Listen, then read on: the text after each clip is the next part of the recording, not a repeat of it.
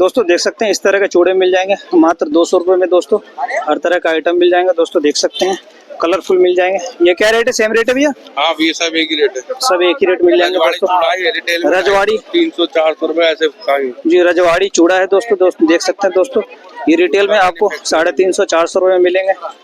यहाँ पे मात्र 200 रुपये का, 200 रुपए मात्र 200 रुपये का मिल जाएगा। दोस्तों इस तरह के चूड़े देख सकते हैं दोस्तों, हर तरह के आपको संडे मार्केट में मिल जाएगा दोस्तों, हर तरह का।